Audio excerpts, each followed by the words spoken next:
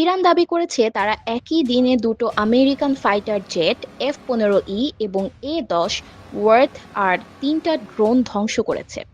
Islamic revolutionary guard corps IRGC বলছে তাদের advanced air defence system দিয়ে এই সফলতা অর্জিত হয়েছে।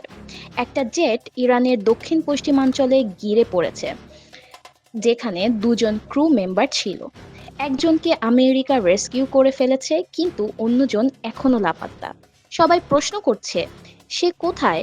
ইরানের কবজায় পড়েছে কি? ইরানি প্রেস টিভি বলছে এটা আমেরিকা ইসরায়েলে এয়ারফোর্সের জন্য একটি কালো দিন। তারা দুটো ক্রুজ মিসাইল, দুটো অ্যাটাক ড্রোন আর একটা হার্মস ড্রোনও ধ্বংস করেছে। অন্যদিকে বিবিসি আর CNN বলছে আমেরিকা সার্চ অপারেশন চালিয়ে যাচ্ছে। লাপাত্তা পাইলটের অবস্থা এখনো অজানা। সে জীবিত আছে কিনা, ইরানের হাতে পড়েছে কিনা কেউ জানে না।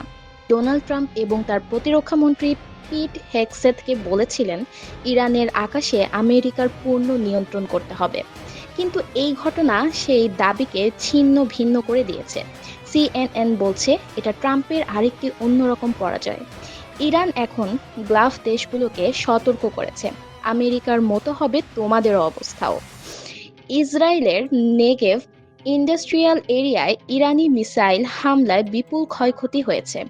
আমেরিকা ইসরায়েলের ইরানের সিভিলিয়ান টার্গেট, যেমন করজ ব্রিজ, রেড ক্রিসেন্ট ওয়্যার হাউসে আঘাত করছে। অনেক নাগরিক মারা যাচ্ছে। এর বিপরীতে ইরানও ইসরায়েলের অকুপাইড এরিয়ায় মিসাইল বর্ষণ করেছে। এই অ্যাসিমেট্রিক যুদ্ধে আমেরিকার সামরিক শ্রেষ্ঠত্ব চ্যালেঞ্জ পেয়েছে। রাশিয়া তো ইউক্রেনে হামলা চালিয়ে ট্রাম্পের মাথা ব্যথা আরও বাড়িয়ে দিয়েছে। দর্শকবৃন্দ, এই যুদ্ধের ভবিষ্যৎ কি? লাপাত্তা পাইলটের খবর কবে আসবে? কমেন্টে জানান, লাইক শেয়ার করুন এবং সাবস্ক্রাইব করতে ভুলবেন না। ধন্যবাদ।